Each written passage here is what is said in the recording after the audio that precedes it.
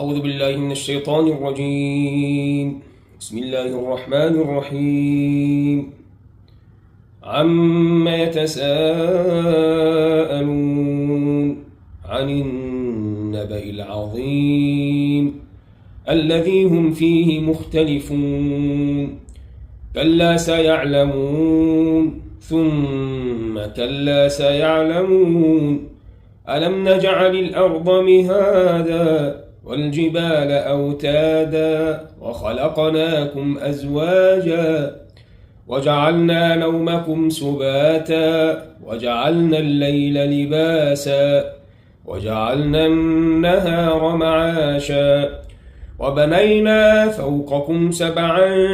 شدادا وجعلنا سراجا وهاجا وأنزلنا من المعصرات ماء ثجاجا لنخرج به حبا ونباتا وجنات ألفافا إن يوم الفصل كان ميقاتا يوم ينفخ في الصور فتأتون أفواجا وفتحت السماء فكانت أبوابا وسيرت الجبال فكانت سرابا إن جهنم كانت مرصادا للطاغين مآبا لابثين فيها أحقابا لا يذوقون فيها بردا ولا شرابا إلا حميما وغساقا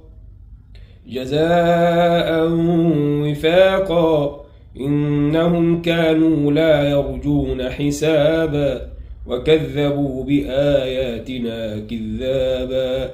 وكل شيء أحصيناه كتابا فذوقوا فلن نزيدكم إلا عذابا إن للمتقين مفازا حدائق وأعنابا وكواعب أترابا وكأسا دهاقا لا يسمعون فيها لغوا ولا كذابا جزاء من ربك عطاء حسابا رب السماوات والأرض وما بينهما الرحمن لا يملكون منه خطابا يوم يقوم الروح والملائكة صفا لا يتكلمون